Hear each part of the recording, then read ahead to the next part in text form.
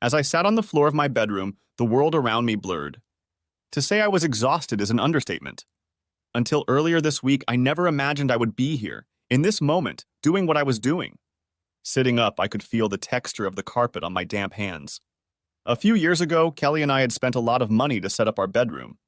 It had a decent subfloor and a quality Australian wool rug.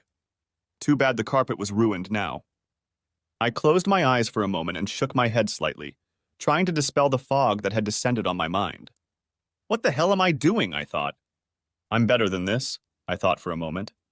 Opening my eyes, I looked at the large hardwood double bed with a wooden frame. The next time I blinked, a vision of Kelly appeared in front of me.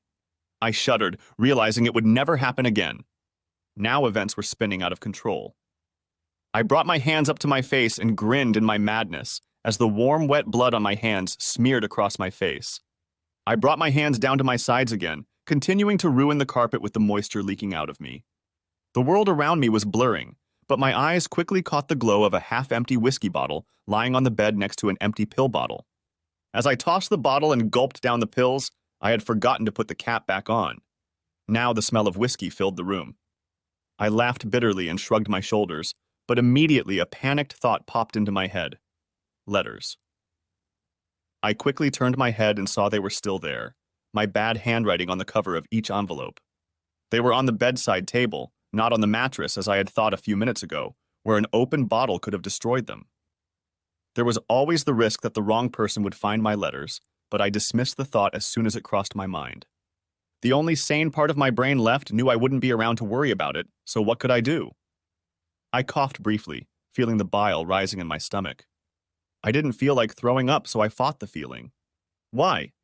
As my eyes closed again, I asked myself, why did it have to happen this way? Why did I have to act this way? Sure, there were people I would miss, though I don't think they would miss me. Of course, my daughter would hate me for coming out like this, but I believed she already hated me, having tossed me aside in disgust last week, and in turn, I couldn't take it anymore. I didn't want this pain anymore. Even now, as the vital fluids circulating throughout our bodies continued to drain out of me, ruining the carpet, the pain and suffering still remained. A week ago, the man I was would have whacked me the following week for something like that. The man I was then wouldn't have gone to such lengths, but I wasn't that man anymore. I was broken, unwanted, despised, and saw no other option but to give them all what they wanted. I closed my eyes and grimaced again at the pain in my wrists, but thanks to the pills and whiskey, it was a dull ache, not a sharp, debilitating pain. As I drifted into eternal sleep, my life did not flash before my eyes, and there were no tunnels of light or staircases of foreboding red hiding in the darkness. I was somewhat surprised. I must have been expecting something. No, that was wrong, for I knew I was moments away from the end. I felt a sense of dread. The struggle of my synapses to put together coherent thoughts was coming to an end. My brain was trying to hold on to life, even though I could no longer stop the inevitable march toward doom. I felt stupid now. I wanted to survive. With my last effort to come to terms with my stupidity, I tried to move, but felt myself falling to the floor with no strength as the blackness finally engulfed me. A week earlier, I was laughing happily, circling my daughter Grace around our suburban home in the center of Perth, Australia. She was 19, and last night her boyfriend John had proposed to her. Of course, I knew it was going to happen. He sought me out and asked me privately if I would give my blessing. I said yes without reservation. Grace and John had been dating since 8th grade in middle school, and I could count on the fingers of one hand the number of times they hadn't been together on one weekend or another since they started dating. Grace had told my wife Kelly and me about the proposal. John sent her on a treasure hunt, drove her all over town, and then brought her under a tree in Kings Park where he proposed. I hugged her and twirled her around like she was 5 years old when they told us the next day in the kitchen. I was so happy for them. Even though they were young, I knew their love was strong. I believed that if there was a young couple in this day and age that had the courage to do it, I believe these two could do it. I took my daughter's hand again and smiled as I looked at the engagement ring. It's beautiful, Gracie, I looked at John. You did a good job picking it out. My wife Kelly snorted, sitting on the other side of the kitchen counter. In her 42 years, Kelly was still a beautiful woman in my eyes. She was a deep brunette, with brown hair, brown eyes, and a tanned complexion that many women dream of. We all turned to watch as she snorted in response to my compliment. You should thank me, my wife said, raising her wine glass. You may have been blessed, but I was the one who helped John choose him. I was shocked and noticed John blushing brightly. Mom, that was inappropriate, Grace said, and then turned to her fiancé. It's okay, baby. I like it, and I know you've made the final choice. Nothing more was said, but I have to admit I felt a little awkward about Kelly's comment. In all our years together, I had never seen my wife say something so disrespectful and out of character as to embarrass everyone in the room. But upon reflection, it's safe to say that Kelly has been a bit odd over the past few months. I couldn't pinpoint anything at that moment, but there were little things, comments, and actions that didn't seem like the natural, loving woman I knew that seeped into the woman who had just embarrassed us. Dinner was festive, and we continued to toast and celebrate the engagement. Finally, Grace and John headed out after a dessert of apple crumble and vanilla custard that I had made the day before. They had a small one-bedroom apartment that they had rented with our help while they studied and pursued their careers. I didn't say anything that night when Kelly and I went to bed, but I have to admit that inappropriate comment never left my mind. Sunday morning, Kelly and I woke up slowly, not really thinking about the previous day. We got down to it, then suddenly shifted my gaze to her as she just walked off to the bathroom, leaving me there unfinished. I was stunned. Kelly? Said I. What's the matter? She replied in a slightly annoyed voice from the bathroom. Is there anything for me? I asked. A minute passed before I heard the reply. I'm already getting cleaned up. It took me about half an hour to gather my thoughts, so shocked was I. I took a shower, and when I went into the kitchen, Kelly was gone. She had just left a note saying she was going to leave. Suddenly, I was angry. In all the years I'd known Kelly, she'd never been as disrespectful to me as she was this morning. I had no idea what was going on with my wife. I made myself a coffee and kept coming back to the same thought. Is she cheating on me? I was finishing my coffee, pondering that question, when I got a call from Roger, one of my closest friends. Yo, Bart, what's up? He chirped. I answered with nothing more than the usual greeting. Bart, buddy, what's up? Something ain't right here? Said Roger. I spent the next 10 minutes explaining my thoughts to Roger. Roger laughed at me. Buddy, if she's cheating on you, there's not much you can do. Divorce is 50-50 and she's out of work, so she'll take you to the cleaners, he said. Won't help, I replied, a little pissed off at his attitude. I wasn't trying to, I was trying to be realistic, said a very unsympathetic Roger. Look, why don't we sit down and talk about this tomorrow at work? We have to have a report on the Pembroke project. We can talk things over afterward. Sounds good, I replied without much enthusiasm. Roger was not only a good friend of mine, but we also worked for the same company. I was the senior engineer and he was the program manager. Over the years, we developed a good team. I created the solutions and he managed the funds and schedule. Somehow I made it through Sunday. Kelly came home, but it was almost midnight when she got into bed. She didn't say anything, even though she knew I was awake. The next day, Kelly tried to be nice. It's not going to happen, Kelly, I said, getting out of bed. You're saying no? She replied, looking at me incredulously. I stared at her, then started putting on my suit for the day. I won't touch you after your disrespect for me last weekend. I swear, if you cheat on me... I blanched, having no idea how to finish the thought. You're going to do what Bartholomew the other does.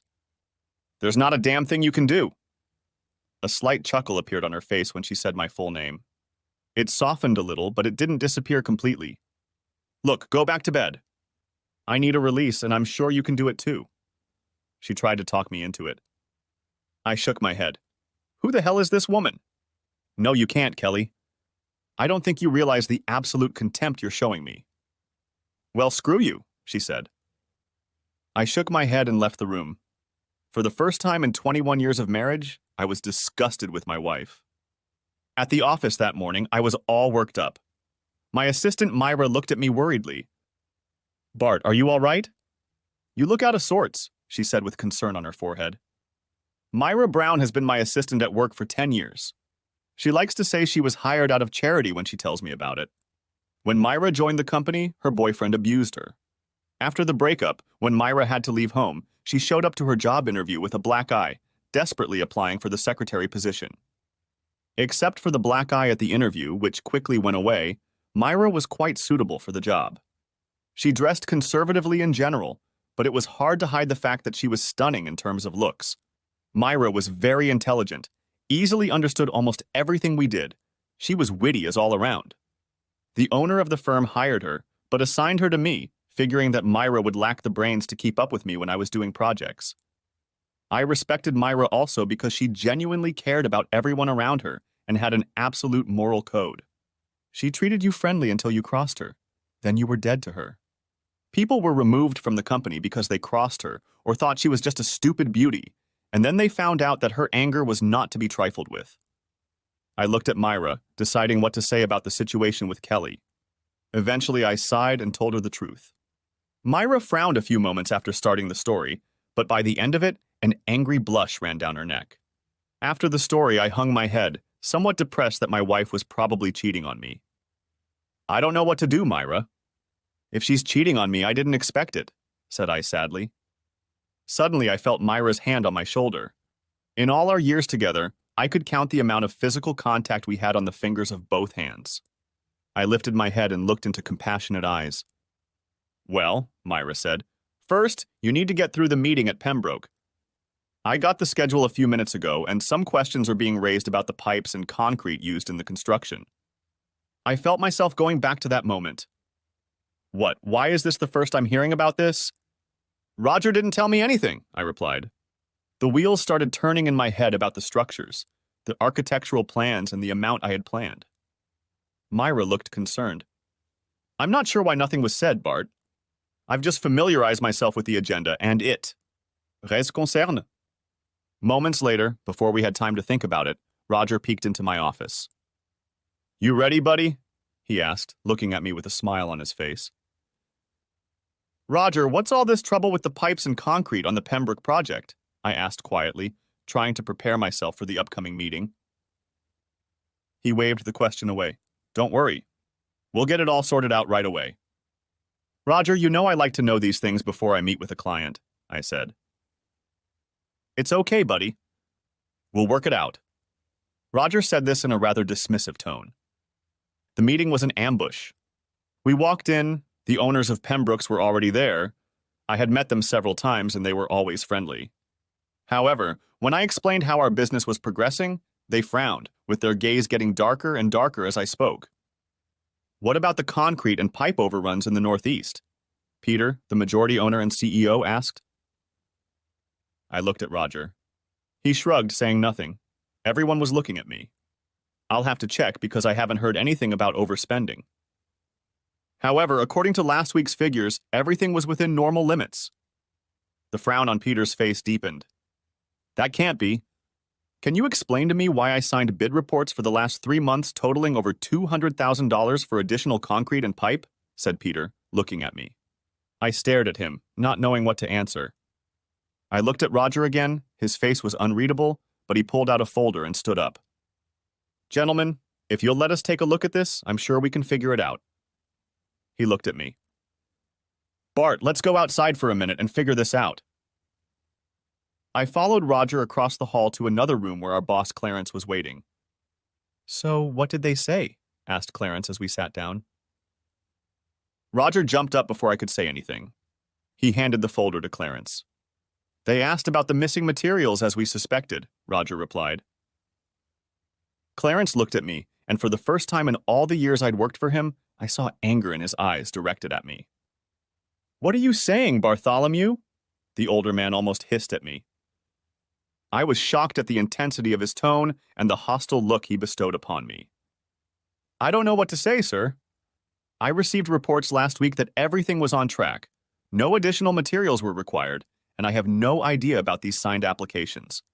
I certainly didn't approve them, I replied to the obviously angry supervisor, feeling this was getting out of hand. He looked at me critically for a moment and opened the folder Roger had given him. So this is the story you're sticking to? Said Clarence sharply. Sir? Asked I. Then I looked at Roger. He had a serious look. Bartholomew, I have here requisitions for $206,000. I have a problem with the fact that payments were made to a bank account that happens to be in your name. Seriously, Bartholomew, this is how you treat me after all these years? Clarence was almost yelling at me. The meeting broke up after that. Both Clarence and Roger took turns accusing me of what they said I had done. Neither wanted to hear about my innocence. Then they brought in a human resources representative, and I was fired for fraud. Clarence told me he would turn the matter over to the police, and to top it off, Myra would be fired on the line too, because she must have been privy to all of this, working so close to me. As I was being escorted out of the building with a bit of my belongings, I saw Roger smirking, thinking I wasn't looking. I caught Myra in the parking lot out front, security watching us if we tried to get back in. She looked stunned but was crying as she stood by her car. "Myra, are you okay?" I asked, and she whirled on me. "You bastard, Bartholomew! $200,000 of fraud? How could you? I trusted you, and you took my job away from me." The distraught and devastated woman screamed at me. "Myra, it wasn't me," pleaded I. "It wasn't you?" She paused, a snarl appearing on her face. Before they pushed me out the door, Roger showed me the signed applications. "I saw your signature and I know it." "How could you?" She looked at me again. I noticed the hatred in her eyes directed solely at me. She didn't want to hear that I had nothing to do with it. And I guess that heartwarming story about Kelly was also a lie when I said she was cheating on you. Seriously, you think I don't see the way you're looking at me when you think I'm not? Once again, the look of pure, unadulterated anger caught me off guard at the woman I'd worked with for 10 years.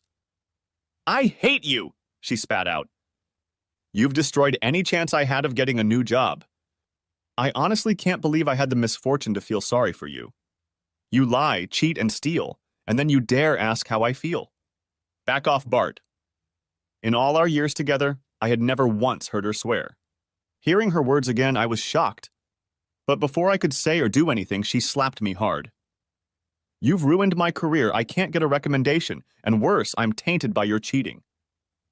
"I hope it was all worth it, asshole." I stood stunned, my cheek aching from her rather forceful slap.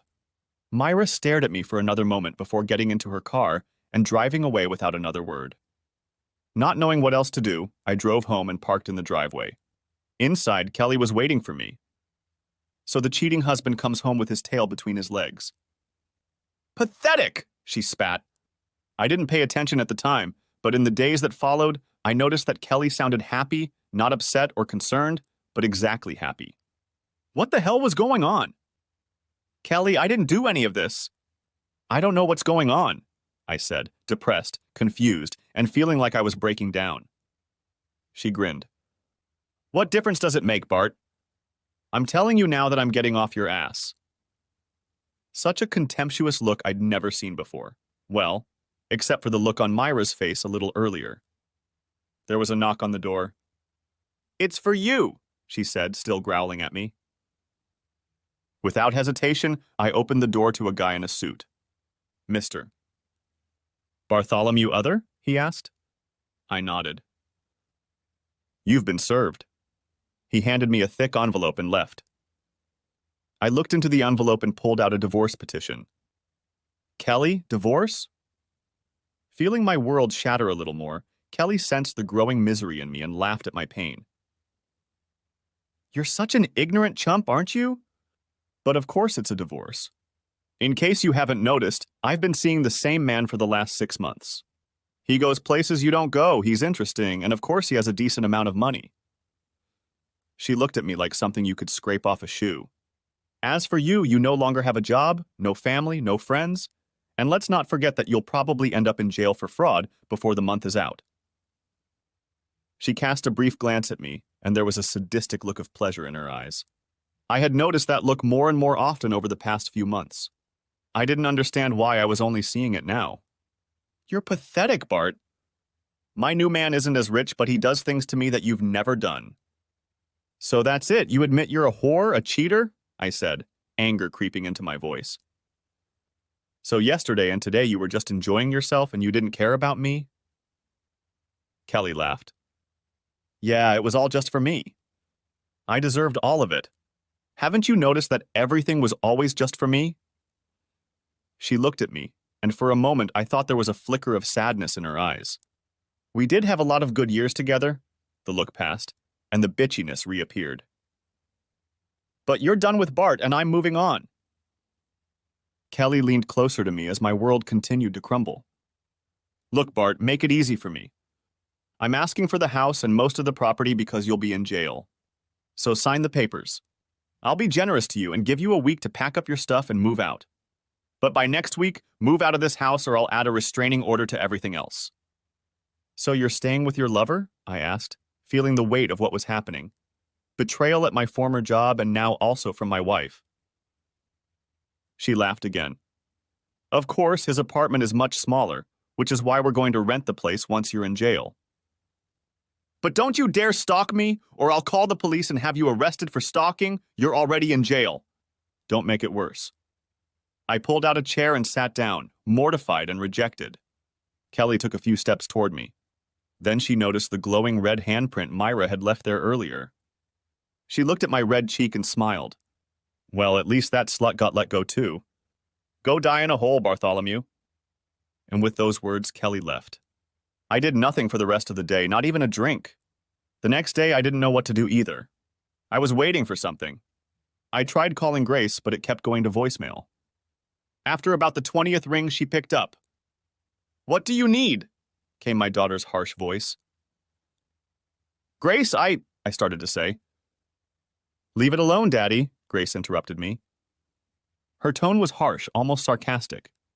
Mom told me about your cheating, about your lying, about you having an affair with your assistant. Seriously, cheating on Mom and stealing $200,000. You've ruined a lot of people's lives, and I can tell you I've never been so disappointed in anyone in my entire life. I didn't know what to say back. For a moment, nothing passed between us. But just as I was about to catch my breath and defend myself, Grace interrupted me again. Look, I'll be blunt, Grace stated to me heatedly over the phone. John and I want nothing to do with you. You were on the news last night that the police were looking into you, and then Mom called and told me everything. Go to jail, Dad. Do your time and stay away from us. I'm not proud to say this, but if you're not in jail when we get married, don't come. I don't want a man next to me on my happiest day who can destroy our family like that. I'll find someone else to walk me down the aisle. I answered nothing, tears rolling down my face. Dad, are you listening? Do you realize how badly you messed this up? I answered nothing, but she heard my sobs. Goodbye, Daddy. From now on, you're dead to me. Don't ever try to contact me again, and I mean never. Without another word, she hung up the phone. With those words, I fell to the floor and cried. 2 days later, the police showed up at my door, arrested me, and took me in for questioning. The detectives who arrested me didn't bother to ask if I had done it. Instead, they just kept barraging me with questions about where I had hidden the money, who my partners were, how long I had been defrauding my former place of employment. Eventually, they released me, sending me home but telling me not to leave town because I was due in court the following week. I walked into my house, looking around at everything around me. The pictures of Kelly, Grace, and me on the walls, the pictures we'd bought, the trophies Grace had brought home over the years for her high school sports accomplishments. So many memories and good times now seemed empty and meaningless. The past week passed like a blur. Deep down, I knew I was missing something in this whole situation.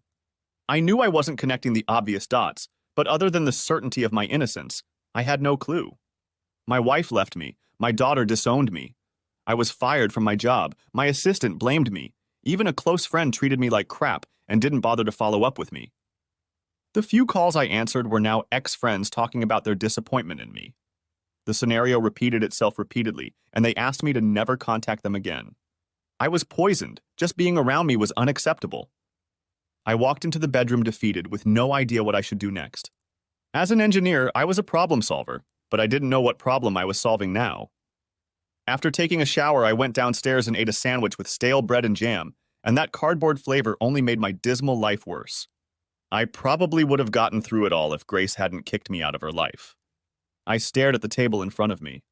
There was a bottle of sleeping pills Kelly had used and an unopened bottle of American honey whiskey. For the first time in my life, a dark thought crossed my mind about what would happen if I drank and ate the pills. I shook my head. It wasn't a solution. I just needed some time. The next day, early in the morning, I received the summons again. This time it was a ban on me coming within 100 yards of Kelly, Grace, John, or Roger, and that I had to leave the house the following Monday. Despite my growing sense of helplessness, it caught my eye that the ban included Roger, which was odd. Why Roger exactly? Something clicked. I sent him a text message without thinking about anything, gripped by rage and what felt like an open wound in my very soul. You goddamn bastard, this is all your fault. I'm going to beat the shit out of you calling yourself a friend. I'm going to find you and destroy you. I got nothing in response, but half an hour later the same two detectives who had arrested me again came in and reprimanded me for violating the restraining order by contacting Roger. They weren't interested in my explanation. They didn't want to hear my story. They just wanted me in jail because in their minds I was the bad guy. They knew I had to be out of the house by Sunday, and they said I would be arraigned on Monday.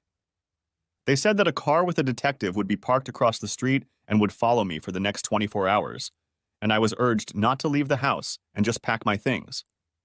Back at the house after a more than frustrating farewell to the two jerk cops, I was tempted to open a bottle of whiskey. 3 shots in 10 minutes, and I drowned my sorrow. I pulled out 3 pieces of paper, deciding to write a note to Kelly, Grace, and Myra. To Kelly, I wrote that I was disappointed in her. I wrote what a traitorous slut she was, and that I hoped that when she died, she would burn long and hard in the pits of hell for what she had done to me. I cursed her with every vicious word I could think of, and then spat on the paper before folding it up and putting it in an envelope. To Grace, I wrote my sadness and disappointment that she didn't even ask if I had done what I was accused of. I told her I never did any of the things I was accused of. I never cheated on her mother, and she cheated on me. I told her I never stole money, and the fact that she might have thought I might have done any of those things showed that she needed to grow up and see who was feeding her this nonsense. Then I softened my tone, telling her to love John with everything she had and to think well of me when things settled down. And finally, I asked her to make sure Roger wouldn't walk her down the aisle in my place since he had betrayed me. This time my tears stained the paper as I put the letter back into the envelope. To Myra, I wrote and apologized. First, I told her that she was in no way to blame for the situation. Then I outlined a few things I thought I knew about how Roger had betrayed both of us, and he was the one I believed was now sleeping with my wife. I then explained that I was sorry if I had ever made her uncomfortable with my furtive glances. I meant only a timid appreciation for working with such an attractive woman, but I have the utmost respect for her and apologize if my glances at her have marred that. I concluded by saying that I felt I had no way out and asked if she could ever forgive me when her anger subsided. I sealed each letter in an envelope, writing their names on it. Then I took a bottle of whiskey and a bottle of sleeping pills and went into the bedroom. Sighing, I placed each letter on the bedside table and then, as if casually, attached a post-it note to the letters asking the detectives to look at Roger's finances if they wanted to know the truth. At the end, I wrote that next time they should do their job and not bring an innocent man to what I was about to do. I made my way to the bathroom and took a leisurely, luxurious hot shower. I took a couple more sips of whiskey and then chugged all the sleeping pills with another glass. I wiped myself dry, looking in the mirror and wondering why I was doing this. I'd never been like this, but I had a plan of action, a way out of this mess. If this world didn't need me anymore, I would remove myself from it. On the bench was my razor. It was a straight razor since I like to clean shave. I picked it up and took another big sip of whiskey and threw the rest of the whiskey on the bed along with the empty pill bottle when I entered the room. I don't know why, but I dressed well. Pants, casual shoes, and a shirt, and then collapsed on the floor right in front of the bathroom. The whiskey and pills were starting to take effect on me. I turned the razor over in my hand and looked at the sharp edge. The blade glinted as I pondered its point. Then I noted that it hurt, but I knew it would help no one else tolerate me. They didn't want to see me. They didn't want to hear me, so I would make sure they never had to see me again. I was later told that Detective David Roundlight had saved my life. It was he who had been assigned to watch my house that evening from an unmarked car on the opposite side of the road. When Mrs. Hawkins, one of our neighbors and probably one of the few people who didn't know what was going on, came to ask about us because there had been a lot of coming and going that week, Detective Roundlight met her at my front door. When the two of them received no answer to the knock, the detective opened the door and found it unlocked. He walked through the house until he found me, bleeding on the bedroom floor. Moments later, an ambulance was called and the house became a crime scene. In hindsight, it was the first respite I'd had all week. I was barely alive when I was carried outside. Luckily for me, I was unable to suppress my gag reflex when I passed out. I was found in a pool of vomit, booze, and blood.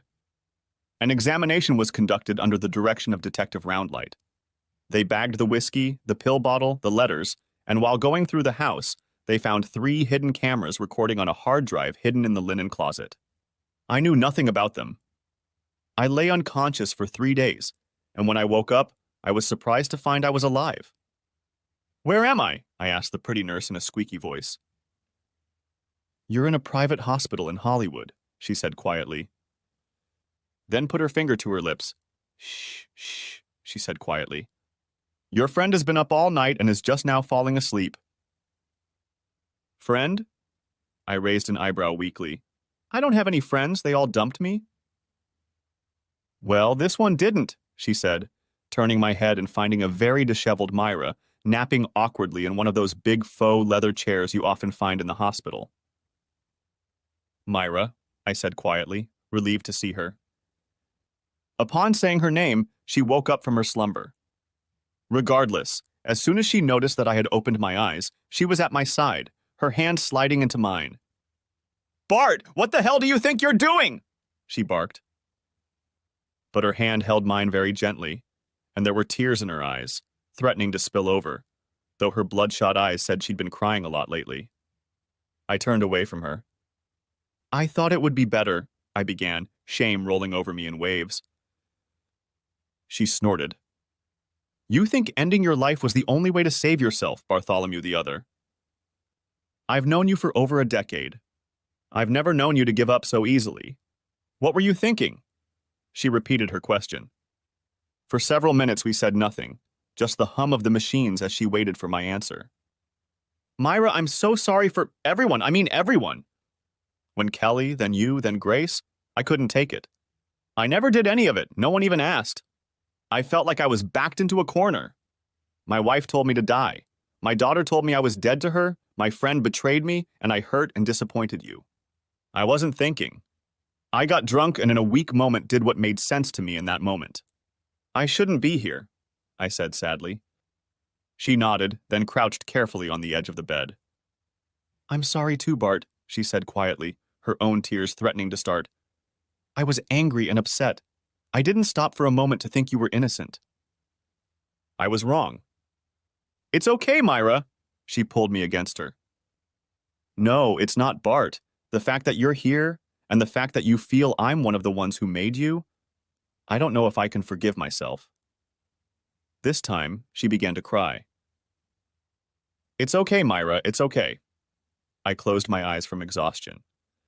For the next few minutes, we didn't say anything. However, Myra didn't let go of my hand. Eventually, we were disturbed by the doctor before we could think of what to say. He smiled, looking over my chart as I opened my eyes. "Well, Mr. Other, it's good to see you awake. How are you feeling?" I shrugged. "Alive. Didn't expect to be." He frowned. Myra did too. "Well, let's see if we can keep you that way," he said, downplaying the significance of my unhealthy comment. For the next few minutes, he examined me. Myra stood back and watched as he untangled my wrists, checking the stitches. Myra gasped when she saw the wounds. He then measured my blood pressure and adjusted the 4 in my arm slightly. "We're injecting you mostly with saline," the doctor explained. "When you arrived, you required 2 blood transfusions since you lost a lot of blood. The saline will help your body produce the blood it needs and also provide you with moisture. You will need to take it easy on your food for a few days. I'm afraid we had to flush your stomach when you arrived to make sure there were no more pills in it. It's not a very pleasant experience. As a result, you'll probably feel a painful itch that you can't scratch, but you'll be fine. And finally, there is the detective who wanted to meet you when you woke up. He came here a couple times. Miss Brown talked to him," he finished, nodding towards Myra. I lowered my gaze to the bed as he finished and repeated the warning for me to keep lying down and not move. He reapplied the bandages to my wrists, leaving Myra and I alone. I couldn't look at her. "So I assume you're here because of my letter?" I asked.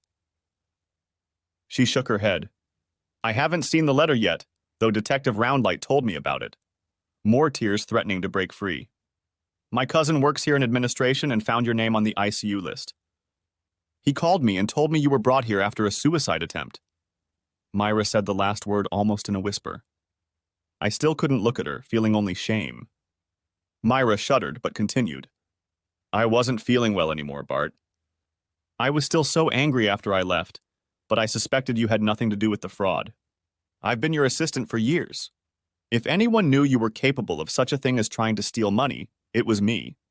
But I should have stopped for a moment, no matter how angry I was. If I had, I would have realized that you had been set up. When my cousin Morris called me and said, I don't know what's wrong with you. I mean, he told me you were here. I knew. I just knew you hadn't done those awful things. I'm so sorry, Bart, so very, very, very deeply and truly sorry. Myra sobbed, her head dropping to my chest. I could feel her tears soaking the hospital gown. I could hear her whispering that she was sorry, that she had almost lost her best friend. After a few minutes, she stood up and timidly wiped her face. This time, when she tried to pull her hand away from mine to wipe her eyes, I held her back and didn't let go. Then she took another napkin with her free hand, gently wiped the tears from my eyes, and smiled tokenistically at each other. Myra took a deep breath. When I thought about it further, I couldn't understand how you could do something like that. You always loved your job, but when Roger showed me the signed documents, I was so angry with you. She felt me tense up at Roger's name and then tried to look away. It was him, wasn't it? Roger set you up, didn't he? She asked quietly. I nodded. I think so. I can't prove it, but it all adds up. The fact that he didn't tell us about the overspending, the fact that he turned out to have signed documents I've never seen, it all adds up. I also think he's the one having an affair with Kelly. I paused, my eyes closed. Myra's hand was still in mine. I'm sorry too, Myra. I never thought Roger or Kelly could involve you in hurting me. But there's nothing I can do. All the evidence is against me. I can't prove my innocence. That's why I did what I did. I fell silent, and nothing was said for a while until a new, unfamiliar voice entered the conversation. Well, I know you can't. They've done a pretty good job of setting you up, forging your signature and making it look like you're a criminal mastermind. But criminals who get away with hundreds of thousands of dollars don't act like you do. The guy who entered the room was large, very trim. He looked like he'd played rugby and held himself with a confidence I thought I once had. Mr. Other, I'm Detective David Roundlight. It was I, along with your neighbor Mrs. Hawkins, who found you. Glad to see you're feeling better. I shrugged. I'm sorry, Detective, but I'm sure you'll be able to arrest me in a few days when I'm released, I replied bitterly. I felt Myra squeeze my hand tighter. About that, said Detective Roundlight. Myra and I looked at him. He lifted his hand and ran it through his hair. I've been assigned your case. I'm looking into it, and some things don't add up. Would you be willing to be interviewed again? I think so, yes. After all, I have nothing else to lose, right? I replied to the police detective. What about hiring him a lawyer? Asked Myra suddenly. Shouldn't he have a lawyer? The detective sighed. Yes, he could have a lawyer. We don't have to say anything until it's brought up. But yes, he probably needs a lawyer. Myra nodded. She turned to me. Bart, I'll take care of it. She left, letting go of my hand for only the second time since I woke up. As she left the room, dialing a phone number, the detective and I stared after her. She may have been mad at me for what I'd done, but she was still a walking wet dream, and both of us red-blooded men knew it. She likes you, said Detective Roundlight. I laughed. She's been working for me for 10 years. We've both had a pretty bad week, so she's a little protective of me right now. I think it's more than that. Off the record, I've read your letters and talked to her. She'll be a little hellcat to your wife if she ever ends up in the same room with her. He cast a glance at the doorway from which she had emerged. She cares for you very much, Mr. Other, and right now I think you could use a few people on your side. Detective? Said I, casting a questioning glance at him. He looked at me. I don't think you should say that to me. After all, I'm the one you're investigating. He grinned. That's true, Mr. Other, but I think there's more to your case than those two idiots you met thought. Besides, I heard your comments on the way here. You do believe you are innocent, don't you? He asked. Except for the fact that I got dope sick and did this to myself. I held up my hands, showing the bandages on my wrists. Of course I'm innocent. I would never steal money for an establishment I enjoyed working for so much. Well, he said as Myra came back into the room. My third cousin Reagan Brown will be representing Bart. She said it offhandedly. Detective Roundlight smiled and handed Myra a business card. I know Miss Brown, she's a good lawyer.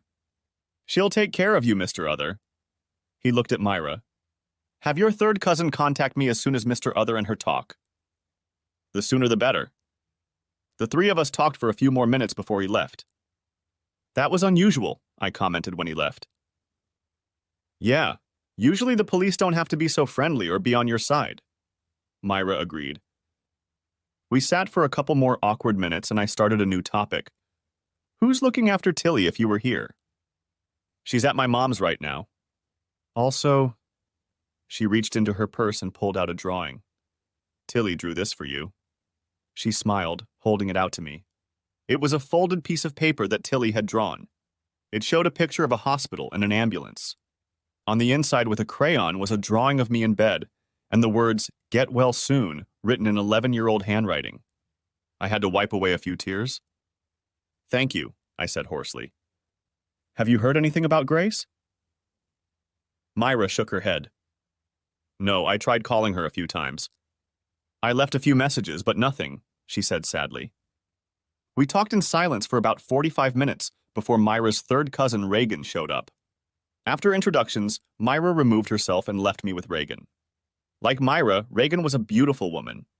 She had sandy brown hair, not platinum blonde like Myra, but seeing them together, you could tell they were related. She likes you. Always has, said Reagan at some point during our conversation. Just like when Detective Roundlight had said that to me earlier, I snorted. She knows and has been working for me for years, I replied. This time it was Reagan who snorted. Men show, you know. I laughed. I think I have an ex-wife that proves I'm clueless about anything, I replied without humor in my laughter. She smiled sadly. Don't worry about it. I got the initial information and spoke to Detective Roundlight on the way here.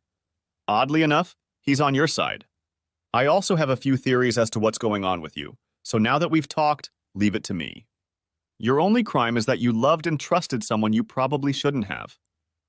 Reagan gave me a pitying look as she examined my bandages. I'm sorry, Bart. I've heard a lot about you over the years from Myra. She has a lot of respect for you, and from the little I know about the past week, she's more broken up about the way she treated you than she is about losing her job. She cares about you a lot. I started to formulate a question, but she held up her hand. Don't worry, Bart, Reagan told me. I'll represent you both at your old job for unfair dismissal. If I turn out to be right, a lot of dominoes will fall very quickly. But as for you right now, in addition to recovering, I need the divorce papers filed by your soon-to-be ex-wife. So, since I'm representing your interests, what do you want? My face darkened. I want as much as I can get, I said very quietly. Reagan didn't miss the hidden anger in my tone. Kelly and Roger hung me out to dry and quite possibly walked away with a lot of the firm's money hanging on me. I give you every right to rain absolute and total destruction on them. She laughed, then winked. Take no prisoners and don't worry about the body count, got it? I liked my new lawyer. Reagan spent a little more time with me. She asked more questions about what preceded my case of self-mutilation, as she called it, and then said goodbye, letting me know it was okay.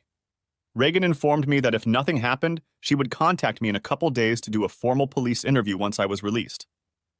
The next few days passed rather sluggishly after the past week. I just laid in a hospital bed, with doctors and nurses checking on me every few hours. I didn't have a cell phone. It was still in the house, so I couldn't call anyone, nor did I think anyone would want to talk to me. But when Myra came over the next day, she brought me an old paperback book. Endymion by Dan Simmons. I laughed when she handed it to me. It was a book I had read years ago, and it was a great read. When Myra handed it to me, I wondered what she was doing here as she sat down in the chair next to my bed and pulled out her Pride and Prejudice book. Silly man, I'm here to look after you, she replied, shaking her head but smiling. We chatted and talked about what had happened to us during the day. With the doctor's approval at lunchtime, she went and got me roast beef and gravy and chips and herself a chicken wrap. Despite the nagging pain in my wrists, I was beginning to feel like myself again. Myra wasn't there in the afternoon, but she came in mid-afternoon, just as the doctors took the 4 off my arm and informed me that I would be discharged tomorrow morning if my blood tests came back clean. I looked at Myra. I don't know where to go. I don't have a phone or wallet to get a hotel room. I know I can't go home. Myra smiled. Speaking of home, Reagan got a court order to access some of your personal belongings. I managed to get your phone, wallet, a few changes of clothes, laptop, iPad, and shaving supplies. Myra, I said, stunned that she'd done that for me. Thank you. Now I can at least try to find a hotel. I looked at her, my only friend in the world. What's wrong? I asked, looking at her worried expression. She hesitated. You were right about Roger and Kelly. She paused again. When Reagan and I and the officer came to get your things, they were both there. It looks like they lived together and weren't expecting guests. I'm sorry, Bart, she said quietly. I sighed. It's all right, Myra. Well, no, it's not okay. But thank you for your candor. What happened when they saw you? She smiled again at the question. First, they started yelling, telling me to get out, until the officer told them to back off or they'd be arrested for violating a court order. Then the officer let me come into your room to get your things, Myra wept. Bart, the stain, she said, pointing to the spot where my blood was most likely still on the carpet. She took a deep breath. It's still there. If I hadn't been here with you since you walked in, I would have panicked. Don't you ever do anything like that again? I held up my hands. I promise, replied I. The next day, freshly washed and shaved at the hospital, Myra met me as I was being discharged, and we walked outside together. She took my hand and led me to her car as we walked. We drove for a few minutes until we got to a condominium complex in the Kings Park neighborhood. Myra, what are we doing here? Can't I stay at your place? Said I, realizing where we were going. Of course you can, silly. You don't have to spend money on a hotel. You can stay in the guest room for a few days. Besides, Reagan is meeting us this afternoon. She's up to date on everything related to your case, so I don't think you'll want to miss it. Myra smiled at me. Over the years, I'd been to Myra's house several times. It was a small 2-story house with 3 bedrooms, 2 bathrooms, a modest kitchen, and a modest living room. Since only Myra and Tilly lived in the house, with occasional visits from her mom, they were quite self-sufficient and fit in perfectly. Having worked with Myra for so long, I knew she only had a small mortgage left on the house. Despite her looks, Myra wasn't a party girl, and I know she was very fond of Tilly. She was where most of her money went. We rolled my suitcases into her house. Then she showed me the spare bedroom, the bathroom, and everything else until Reagan showed up. Reagan showed up about an hour later. She walked in, sat down, pulled some folders out of her bag with a businesslike expression on her face. You, Bartholomew Other, are a very, very lucky man, she said seriously. I swallowed. Your wife and your best friend almost got away with screwing you over and walking away with everything. Now I have to tell you that your bank accounts have been frozen. That includes your savings accounts and the account that the missing money went into. That account was opened in your name fraudulently. Myra and I looked at each other. Reagan continued. Apparently, over the past few months, your so-called friend Roger has learned how to forge your signature, and a couple months ago, he and your wife went into a local bank and opened an account in your name. I was able to get a videotape that proves it was them. I also filed a motion to suspend their passports and started suing them for fraud and mental cruelty. They're in big trouble, my attorney informed Myra and me with a smile. I've also started legal proceedings with your former work over the unfair dismissal of you both, and I think everything will be in order by the end of the week. I've spoken to Detective Roundlight, so we'll go and give him a formal interview tomorrow morning. She looked at me. It will be routine. Just follow my instructions and everything will be fine. I expect your wife and friend to be arrested very soon. Over the next hour, the 3 of us discussed the details and signed a number of documents. Reagan knew that all charges against me would be dropped the next day. When she left, I spent a few minutes unpacking my clothes in my room and laying out my toiletries in the bathroom. Myra and I spent the afternoon discussing what we thought would happen next. Then, when Myra left to pick up Tilly from school, I turned on my phone for the first time in days. I was greeted by missed calls and text messages, mostly from Kelly, telling me how pathetic I was and that I just needed to sign a divorce before I ended up in jail. What was even more interesting was that over the past 2 days, I had also received several missed calls from my former place of employment asking me to call back at my earliest convenience. But to my disappointment, there was nothing from Grace.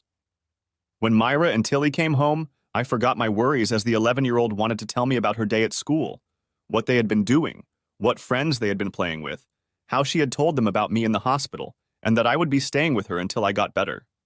She was full of energy, and admittedly, I liked that. While Myra cooked dinner, I sat with Tilly. We did her homework with her and then read her school book to practice reading. She was a great reader, and I enjoyed reading along with her. Tilly was a mini version of Myra. I knew she would be a heartbreaker when she got older, too. She was so ebullient and innocent. I hoped she would keep it as long as possible. We ate dinner and showered, and then the three of us sat down to watch TV before bed. Tilly enjoyed showing me the latest episodes of a children's show called Bluey. As an adult, I found it funny, and so did she. Tilly asked me to put her to bed and gave me a hug that almost brought tears to my eyes. She said she was so happy, it made me feel better when she let me go. After that, I had to wipe my eyes as I switched places with Myra, who also said goodnight to Tilly. Although it felt like a lifetime had passed when I had experienced such unconditional love, the fact that my daughter had thrown me under the bus still hurt. Tilly's innocent concern for my feelings felt like a relief amidst the loss of connection with Grace. Afterward, Myra and I sat down on the couch again and talked. Often she held my hand, and when we both turned around, she hugged me tightly, telling me everything was going to be okay. The next day, we had our interview. Both Detective Roundlight and Reagan confirmed that immediately afterward, all charges against me were dropped. That evening, the news showed a story about Kelly and Roger, who had warrants out for their arrest on several charges, including fraud and identity theft. Until now, they could not be found. Later that evening, Grace tried to call me for the first time, but I put the phone to voicemail. I wasn't ready to talk to her. The next day was a bit bittersweet. Grace called me a few times and even texted me a couple messages asking me to call her. But I didn't want to talk to her yet. It took me going through a purge for her to start caring about me. I was furious. She'd cast me aside without thinking and then ignored Myra's calls when I was in the hospital. Now that it appeared that her desire to talk was her mother and Roger's fault, my daughter could eat crow a little. That night, however, when we were all already asleep, I had a nightmare. I was at home, having just used a razor on myself, when Kelly and Roger came in and started having fun on the bed. Then Myra, Grace, and John stood in the doorway and mocked me while I lay there dying, unable to do anything. I woke up sweating like a pig and screaming at the top of my lungs. Before I realized what was happening, Myra was already standing next to me, wide-eyed and worried. Even Tilly was standing in the doorway with tears on her face. I put my head in my hands and sobbed. "I'm sorry, so sorry, I can't..." I finally started to calm down, and they both climbed onto the bed with me. Myra climbed on top of me and stayed on one side, while Tilly snuggled on the other. I felt Myra put her arms around me. "It's all right, Uncle Bart," Tilly said. "You had a bad dream. That happens sometimes. Mom and I are going to stay with you. Go to sleep." I tried to go back to sleep, but I couldn't. After a while, I felt Tilly fall asleep. Her small hand lay on my stomach, but I felt Myra looking at me. "Are you okay, Bart?" she asked with genuine concern in her voice as she continued to cuddle me like a mother hen to her newly hatched chicks. I thought for a moment. "No, I'm sorry, Myra, but I don't think I'm okay. It was a dream from that night. I mean, when I couldn't say it. I think Myra realized what I was going to say, because she leaned over and kissed my cheek, and then I felt her nuzzle into my neck. "What are we going to do, Bart?" she cried softly. "This isn't fair. You don't deserve this." She cried, pain and resentment for me in her voice. "Shh," I told her, in turn wrapping my arm around her and pulling her against me, trying not to wake Tilly, who was snoring softly against my side. "We'll figure it out. It'll be okay." In that moment, I felt like I had found myself again, if that makes sense. Myra's pain and worry brought me back to myself for the first time since that night. I hugged Myra and Tilly until the sun came up and a new day dawned. The next morning, we had breakfast, after which Myra took Tilly to school. I used this time to start looking for a counselor. I needed help. By the time Myra returned, I had already made several phone calls explaining that I needed help. Myra gave me the biggest smile and then gave me a much more serious smile. Bart, can we talk about something? She said, leading me over to the couch, and we both sat down. I looked at her, then nodded, thinking I knew what she wanted to talk about. It's okay, Myra, I said. I realized last night was scary. With Tilly here, it's not good if I wake up screaming. I'll find somewhere else. Her eyes widened. She quickly placed her hands on mine, and a panicked expression danced across her face. No, Bart, that's not what I wanted to talk to you about, she said, then took a deep breath. Actually, it's quite the opposite, Bart. I don't know how to say this, but I just need to... I looked at Myra. The expression on her face was painfully beautiful, but perplexed. Bart, I'm in love with you, Myra suddenly babbled. Talk about being shocked when you get information you weren't expecting. Excuse me? I said like a stupid dummy. I said I'm in love with you. And I have been for a long time, she repeated more modestly this time, and blushed slightly. I leaned back in my chair and she smiled meekly at me, searching my face for her thoughts. I'm sorry, Bart, but I can't hold back any longer, Myra said, as I considered her words. When I heard you were in the hospital, I went crazy. I couldn't get there fast enough.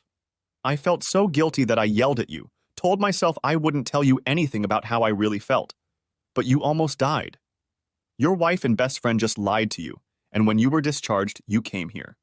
And I figured I didn't need to say anything because you were here with me and Tilly. I thought you'd figure it out sooner or later. But Myra, why? Why are you telling me what led to this? I asked. She laughed softly, but you could hear the sadness in her laughter. You silly lump. It happened last night. You were hurt.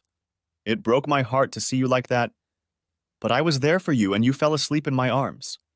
I'd like to think that I was able to ease your burden. I was hurting for you, but I can't. Bart, I don't want to hold it in anymore. Myra's eyes moved quickly to mine. As to why it was always you. Haven't you ever noticed that I don't go on dates? She said, tilting her head to the side. Yes, I replied, tilting my head slightly to one side as a question mark. But I always assumed it was because of Tilly, said I. That's partly true, said Myra hesitantly. But Bart, it's just that I've never been able to find anyone who could match you. I tilted my head the other way, questioning. Myra smiled. Listen, she said. From the moment I started working with you, you've never treated me any differently than anyone else. On the contrary, you took the time to explain everything. You were kind to everyone, helping people learn from their mistakes. Whenever you met Tilly, you were friendly and made her feel special, like helping her with her homework or reading with her. She has never met her father. However, she sees you as a father figure. Look at the way she climbed up on you last night because she knew you were hurting. But Myra, I stared at her. She raised her hand, interrupting me. When everything came crashing down on us last week, you tried to take it upon yourself. You didn't scream and yell. You didn't treat me cruelly when I threw a tantrum or when I slapped you. Myra blushed. You are an amazing man, Bartholomew the other. I love you for that and for so many other reasons. And if Kelly is stupid enough to throw you away, I'll pick you up that next month you won't even remember that bitch's name. She walked over and kissed me. It was as if time had stopped. Will you take me, Bart? Will you make me your woman? Asked Myra. I had just been proposed to by one of the most beautiful women I had ever met. If I was honest with myself, I would admit that I had fantasized about her in the past. But things were happening fast. I knew that nothing would ever happen between Kelly and me again. And the fact that Myra had fallen in love with me was important because it made me feel like I wasn't such a loser, but I feared it would also backfire. I think Myra understood my inner turmoil but said nothing, stood up, took my hand and led us towards her bedroom. Finally, when we got into the bedroom, we got down to it. After that, we fell asleep. In my sleep, I had a dream similar to the previous one. While Kelly and Roger were having fun on the bed, I started to get desperate again. Suddenly, Myra entered the room, ran her hands over my wrists, healing the wounds, and then flew out of the room, away from the scene of anxiety and sorrow. We awoke to the sound of the alarm clock. I shuddered and sweated but didn't scream. As we dressed, I told about the dream. A concerned expression appeared on Myra's face, and she took me with her when she picked Tilly up from school. A few more weeks passed. However, both Roger and Kelly were arrested and taken into custody. They learned that the police wanted to question them after the charges against me were dropped. In a panic, they drove from Perth to Adelaide and were apprehended by Australian customs as they attempted to flee the country. It took 2 months before the Western Australian police brought them back to Perth. But in that time, I have to say that my relationship with Myra grew by leaps and bounds. After that first night, I moved into her bedroom, which has now become our bedroom, and I have to admit I felt like I was in my 20s again. I think it's obvious that I've fallen in love with this woman. As the police took Roger and Kelly back to Perth, I noted that Myra was right. I had a hard time remembering Kelly and didn't want to keep those memories alive.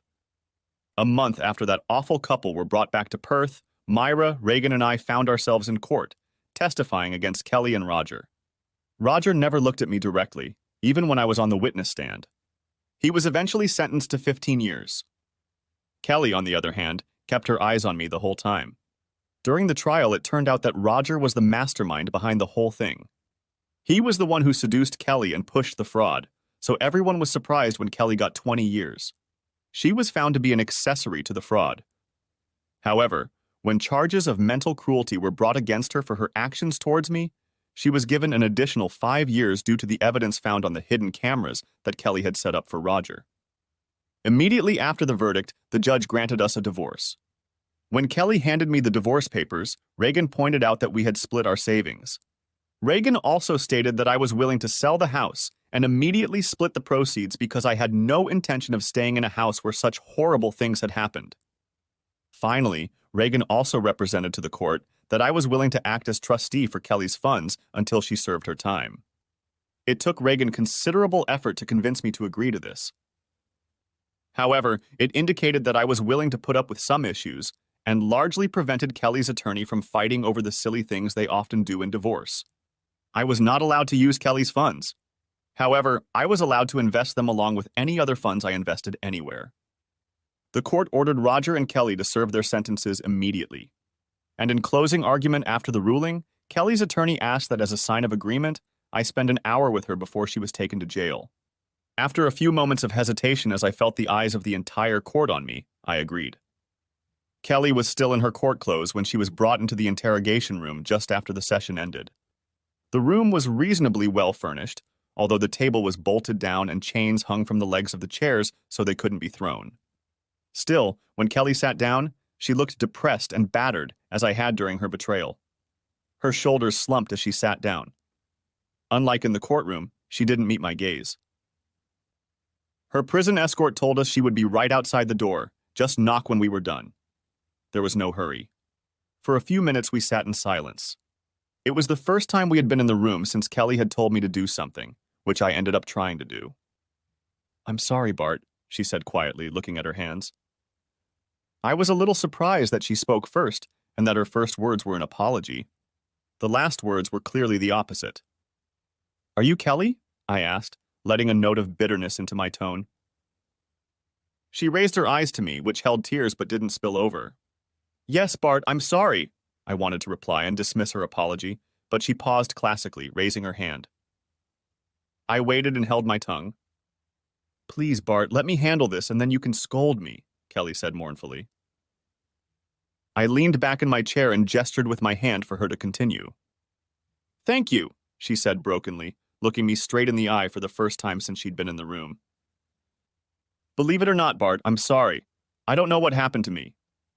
For so many years I loved you. And I still do, despite doing such horrible things. But the worst part is that I knew how much you loved me. You were the perfect husband and lover, but one day I woke up feeling, I don't know, loss." She took her gaze away from me, back to her hands, then continued talking. "You know, probably a few weeks after I first felt lost, things started to get out of control. I started getting mad at you because you still loved me, even though I didn't feel that way. Roger was working with you on that damn project when he noticed something was wrong with me." She started kneading her hands. It was another month before the affair started. Roger was persistent. He knew what buttons to push. I still loved you, but he knew how to play on my insecurities and get me into bed. After that, he used my guilt to put his plan into action. See, I don't think you ever knew, but Roger was always jealous of your ability to lead. He always felt like second fiddle to you, and it annoyed him. He got the idea of making a client pay a bunch of money for something that never happened and pretend you stole it from the company. To my shame, we both conspired against you by setting everything in motion. We opened a new bank account in your name and took it step by step to get you destroyed. We both knew you were loved and trusted without question, and by the time the dust settled, Roger had decided that with you in prison, his money, our savings, and the money we stole, we could settle in another country, and if they ever found out, we would be out of reach. Kelly explained, shaking her head in bewilderment at her own words. Meanwhile, I said, trying to hide the anger in my voice, none of you cared that you systematically destroyed me in the process. She nodded sadly. Yeah, I didn't want to at first, but Roger was relentless. He broke me down one piece at a time until I was ready, even though I hesitated. For the plan to succeed, you had to be so broken as to doubt nothing. You almost succeeded, I said, interrupting him. If it hadn't been for Detective Roundlight and Myra, you might well have gotten away with it. We were silent for a while, then Kelly asked quietly, Can I see them? I realized what she meant and slowly placed my hands on the table with palms up. Kelly gasped and her tears flowed as she looked at my scars. She started to reach for them, but then pulled her hands away. Outwardly, I sat impassive. Inside, however, I was struggling with a range of emotions, from rage to shame, racing rapidly through my mind. What upset me somewhat was that there was a shred of love in her, even after everything this woman had put me through. But I hated to admit it. Apparently, I wasn't able to hide my emotions, because Kelly looked up at me and tensed. I'm sorry, Bart. I'm really, really sorry. I'm ashamed that I pushed you into trying to destroy yourself. She paused. I'm going to take 20 years without appeal.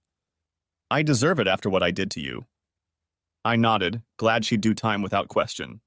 She looked up at me again. Bart? I looked at Kelly. Just so you know, you've never been a bad lover. You're terrific compared to Roger. He thought he was terrific, but he was almost useless in bed. It all came down to him, and he never took the time to pleasure me like you did. I have no excuse for what I did to you that last morning. I was wrong. We were silent for a minute. So you and Myra? She asked questioningly. Yeah, I said a little hesitantly. She smiled weakly. Good, she's been in love with you for years, you know that, said my now ex-wife. That's how I found out recently, I replied. I was surprised by both the passion and pain in her voice when she said the following. May she love you, Bart. May she heal the pain I have caused you. Large tears rolled from her eyes, but she continued to look at me. I know I have no right to advise you on anything. But this woman loves you, and unlike me, she would never betray you. She has wanted you for years and has never once made an attempt to seduce you. I failed at my first attempt. She's everything I'm not, my now ex-wife sadly told me. Kelly, I was a little unsure of what to say. Don't worry, she told me, wiping the tears from my face with her sleeve. I'll be fine. I agreed to your terms. I was surprised that you were so generous and cared about my money while you were in jail. You're a better man than I could have ever imagined. I sighed. Kelly, I once loved you more than I think you've ever known. If you had talked to me about your feelings, maybe we could have avoided everything. But I'm trying my hardest to forget everything you've done to me. But just so you know, I still hold a lot of anger inside of me right now. I want to scream at you. I want to strangle the life out of you for what you said to me. But I can't, Kelly. I'm the one who decided to kill myself. And I'm the one who has to live with it. For a moment, neither of us spoke. Bart, Kelly said as we looked at each other again. I'm sorry I did that to you. You deserve more from me, and I share just as much guilt for pushing you, even more than you do if we're honest with each other. I will always be ashamed. I saw the letter you wrote, and you were right that I will burn for what I did. But I thank God that you are alive. I gritted my teeth for a minute. The feelings playing in my mind were still strong. How could Kelly say those things now? How could she take it upon herself to try to take away the anger and pain I was holding inside of me? It wasn't fair, so I changed the subject. I offered to take care of your money out of respect for our years together. You'll have enough to start over when you get out if you want to. I said this, trying to hide my emotions and still failing miserably. Kelly noticed my thinly veiled attempt to hide, but agreed to change the subject, laughing bitterly. I'll probably be in my 60s, and then hopefully that will be enough to retire on. 60 isn't that much, I said. Keep at it, and you'll be cheerful until 80. We talked for a few more minutes about how she wanted to communicate her means. That relaxed us both a little, but I sensed she wanted to bring up the next topic. Have you talked to Grace? She asked, hesitating slightly. I shook my head. Grace practically told me where to go, that I was dead to her and accept the lies you and your lover fed her as gospel. It was that conversation that broke me. I looked at Kelly and she flinched at the pain and sadness in my eyes. Kelly, she never asked me if I was innocent, never gave me the benefit of the doubt. She just threw me out without another word. It was after that phone call that I stopped and stood up, suddenly turning away so Kelly wouldn't see my tears. While I was crying, if I had turned to look, I would have seen Kelly sobbing too. She knew I couldn't tell. Turning my back to Kelly, I continued. When I was in the hospital, Myra tried to contact her, but nothing. Then, as Kelly did, I wiped my face with my sleeve and turned around, sitting back down while Kelly tried to wipe the tears from her face. I'm sorry, Bart. Kelly wrinkled her nose. Roger and I organized a lot of this. To my eternal shame, we planned for Grace to turn on you. I nodded. Kelly saw the flash of anger in my eyes, admitted her actions, and hung her head shamefully. I was about to reprimand her for ruining my relationship with my daughter, but she already knew she had.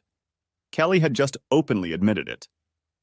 If it makes you feel any better, Kelly said sorrowfully. Grace cut me out of her life too.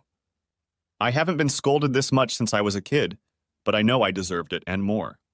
Bart, Kelly said suddenly, and the sadness in her voice was gone, replaced by something more insistent. Our girl needs you. She's scared and angry at everyone. Right now, she and John are fighting over anything and everything, and you know it's not them.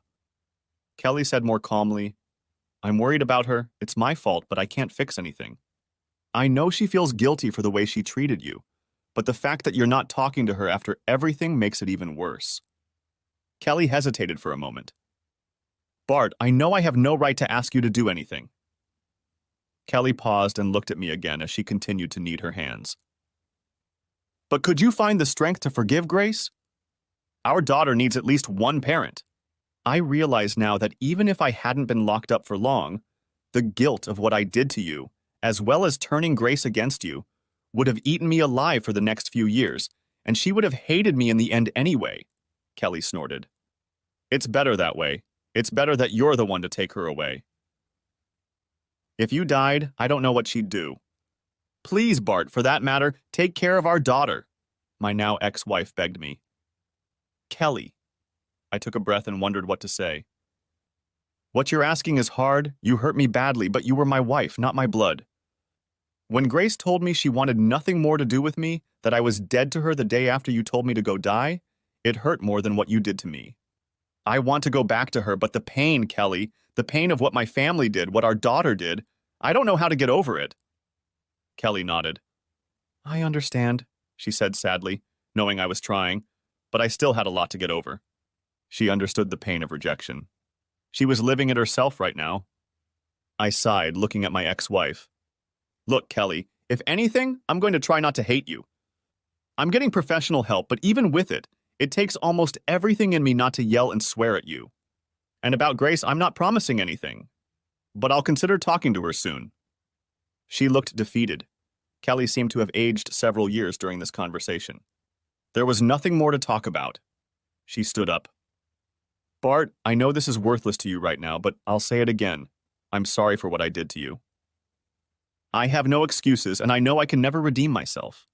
I'll do my time, and though I may never get it, I'll hope that one day you can forgive me. Kelly snorted again, then looked up at me, wrinkles and age lines clearly showing on her face. You may not believe me, but I still and always will love you. I may have lost sight of that for a while, but I still love... We stood there in awkwardness. Tears flowed from Kelly's eyes again as she walked to the door and knocked. Her prison escort opened it. Kelly stopped and looked back at me. Love Myra, Bart. Give her the love I so foolishly threw away. Live a beautiful life and hold your head high. There are people around you who love you. Never forget that there is always someone who cares about you, who will help you get back on your feet, even in the hardest of times. I lost sight of that, but I'm proud of you, Bart. You're becoming yourself again. Goodbye, my beautiful man. I'll never forget you, Kelly said regretfully as she said goodbye, and walked out of the room. I pondered this conversation. There was no screaming. Kelly had taken responsibility and accepted her prison sentence. As I left the room, a line of small droplets could be seen on the tile floor in the direction Kelly had passed. I turned around, mourning for a moment for what once was, and then turned and walked the other way. I was led out of the secure area and into the public gallery, and my mood immediately improved when I saw Myra standing there waiting for me. Even for such a solemn occasion, my assistant-turned-girl looked beautiful. Did everything go well? She asked. Yes, I replied. It was surprising. I was expecting a bunch of excuses and accusations against me. But she took most of the blame and showed me an amazing degree of remorse. What do you think of that? Asked Myra. I thought for a moment, continuing to hug Myra. To be honest, I still have a lot of anger in me toward Roger and toward her. But unlike Roger, I also feel sorry for her. She knows she ruined everything in her life and now she's paying for it. Apparently, Grace has also cut Kelly out of her life for what she did. Myra nodded. For a moment, she hesitated. About that. She looked at me. John and Grace are here. While you were with Kelly, John came up to me and said they would be at the cafe across the street for the next few hours if you wanted to talk. He knows how upset you are. Apparently, they had a big fight over the way Grace treated you, but she's desperate to see you. I took a deep breath and looked at my lover. You think I should talk to her, don't you? I asked. Myra nodded. Yes, my love. You have a pain in your soul that I can't take away. Only Grace can. But if it helps, I will go with you. I'll be by your side for as long as you need me. And she smiled at me. If you need Mama Bear to come out, I'll still scratch her eyes out. I love you, Bart. She spoke as if she was ordaining the whole world on my behalf. I leaned over and kissed her. I love you too, Myra. Her eyes widened. This was my first public declaration of love for her. Several people looked at us. Lawyers, judges, and criminals walked past us. But at that moment, I didn't care. Myra was the only person I could see. Let's go then, I said, and we walked hand in hand across the street. As we entered the cafe, Myra and I immediately noticed my daughter and her fiancé. As we approached their table, Grace was split between running toward the hills or knocking me down with a hug. I somewhat allowed myself the latter. I opened my arms, Grace clung to me, and moments later I felt my shirt become wet as she cried. I'm sorry, Daddy, she repeated over and over for several minutes. I looked at Myra, who was smiling, and at John, who didn't know where to look. Finally, after a couple minutes, I pushed her off me and we sat down at the table. We each ordered a drink and something small from the food, and I decided to start a conversation. I just talked to your mom, I said quietly. Grace nodded. I heard, Dad. I'm sorry. I held up my hand. Now it was my turn. I know, Gracie, you're sorry. Your mom explained a lot, but you should know that your words hurt me. Hurt me more than ever before. At that moment, I felt like I had no way out. One of the few people who I thought at least cared about me, regardless of the circumstances, had abandoned me without a second thought. What hurt the most, however, was that you didn't even ask if I was innocent. Grace colored a deep red. Embarrassment was clearly readable on her face. Dad, she squared her shoulders. No, I have to say it. She said more to herself than to anyone else. I noticed that John didn't say anything, only squeezed her hand in encouragement. Dad, I'm sorry. I should have given you time to answer, should have let you explain everything, but I didn't. I can't put the blame for my actions on Roger or Mom, but they told me how badly you screwed up, how you were about to go to jail, how you were having an affair. She glanced at Myra. Mom, with Roger's help, kept telling me what a fraud you were. They were convincing. By the time you called, I was so worked up that I said a lot of things that I regret now. John nodded. I suppose that was a big part of their fighting. Dad, when Myra left messages about you being in the hospital, I thought it was all a ruse. After all, Mom and Roger still roughed you up, and Myra was the one you were in cahoots with. Grace looked at Myra, then at me. They said you just wanted attention since Myra was part of your scheme. But it's true, Dad, you were trying to... She couldn't say the last sentence. None of us could. I nodded, swallowed, and raised my wrist to show her my scars. I'm sorry, Gracie. Yes, I was at a very low point and saw no way out. At the worst possible moment, I got drunk and did something I regret. I spoke slowly, swallowing. It was still hard for me to speak, but I knew I had to do it. I had to show my daughter what she made me do. After my confession, Grace cried again, sobbing into her hands. Myra clung to my side as both her and my emotions threatened to snap. For a few moments, no one said anything. John looked at us. I don't want to brush off the seriousness, but I'd like to give Grace a break and calm down. John looked at us and smiled. Can I assume something good came out of all this? He said, gesturing to Myra and me, huddled together. Grace looked up, and after a moment her eyes widened. Daddy, you and Myra? She asked questioningly. Yes, I nodded, and then felt I should explain. But it wasn't an affair like your mother told you. I never cheated on your mom. When I woke up in the hospital, Myra refused to leave me. You don't know this, but Myra also believed for a while what Roger and your mother were doing. We made up, and I found out how much that woman loved me. Myra blushed, but wrapped her arms around my waist and then reached up and smacked me on the lips. John smiled, and Grace looked at us wide-eyed and then seemed to find herself. Thank you, she turned to Myra. Thank you for taking my father and being there for him when I had a serious bout of bad breath. Myra laughed, and that diffused the tense situation somewhat. Then for the next few hours we talked. Sometimes we discussed our ordeal from an individual perspective, sometimes from a group perspective. At one point I even had Grace switch seats with Myra so my daughter could give me a hug. I would love to say that meeting healed all the wounds between us, but it took several months before we felt open enough to talk to each other without feeling like we were walking on eggshells. Grace and I worked at it, though, gradually rebuilding our father-daughter relationship. Grace even went to counseling with me a few times. My counselor helped us address some of the gaps and issues, such as trust, that we were never able to resolve after our first meeting at the coffee shop. One of the challenging sessions was when I asked Grace not to cut her mother completely out of her life. Sure, Kelly was a manipulative and conniving bitch, but she was paying the price and was still her mother. She agreed to go and meet with her on the condition that I go with her the first time. It was a difficult meeting. We didn't talk much about it, as there were a lot of hard feelings between the three of us, but Grace did make an effort, and the following week, Kelly wrote me a letter thanking me for convincing her. 6 months later, when things had settled down, I asked Myra to marry me. I proposed during a family dinner. Tilly and Grace supported me and said it was long overdue. John shook my hand and told me to take care of her. I laughed and he smiled, repeating the same phrase I had said to him. Shortly afterward, Grace and John bound themselves in marriage. With my consent, Myra visited Kelly in jail and asked if she would allow her to take over as mother of the bride. Kelly apparently cried but agreed. Tilly was wonderful as the flower girl and called everyone my second daughter. From that moment on, I was no longer Uncle Bart, but Dad. After reconnecting with Grace, I walked her down the aisle and placed her in the arms of a very proud husband. As we danced between father and daughter, I felt her pressed against me and whispered a prayer of thanks. That evening, I felt the last vestiges of reluctance to be around Grace disappear. Later, Grace even sent a series of photos and a letter thanking Kelly for giving Myra permission to perform in her place. I understand Kelly keeps them on the wall in her cell.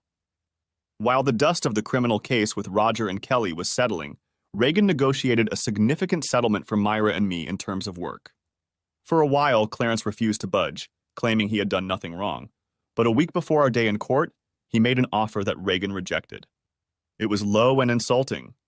Then, 2 days before the trial, he made another offer, which Reagan rejected, but it resulted in Myra getting a high 6-figure sum and me a nice 7-figure sum.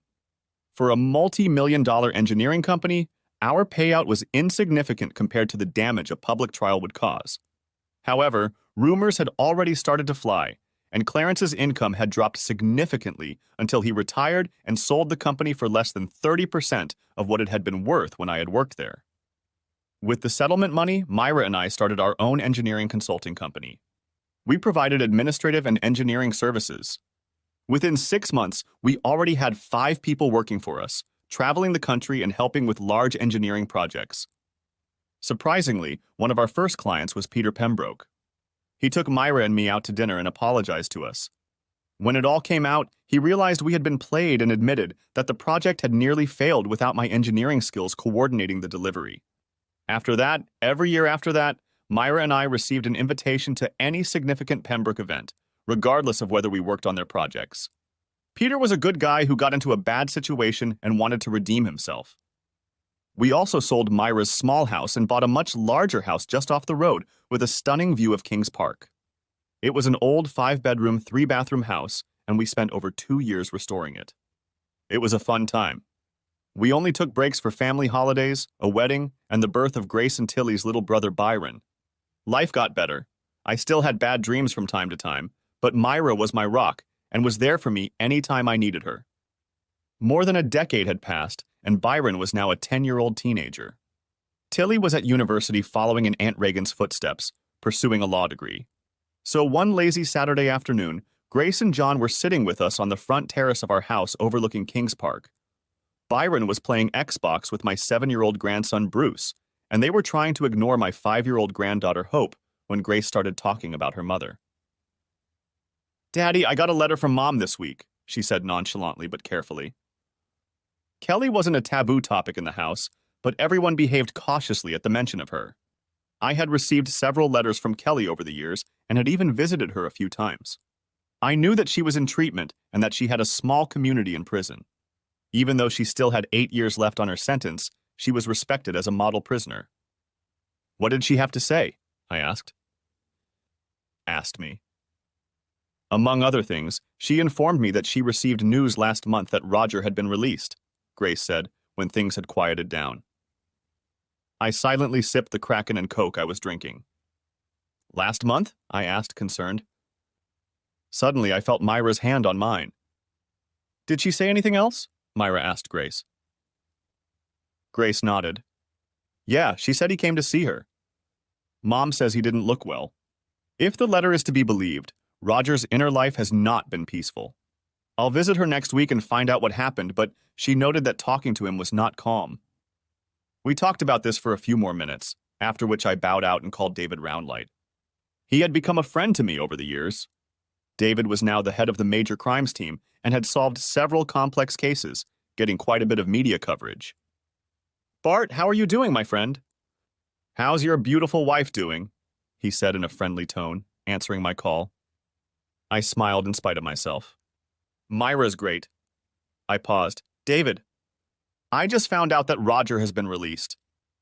I sensed that David had lost his cheerful tone. "Yes, I got the report yesterday. I was going to let you know at the bowling alley next week," he said. David and I were bowling on Tuesday nights on the same team.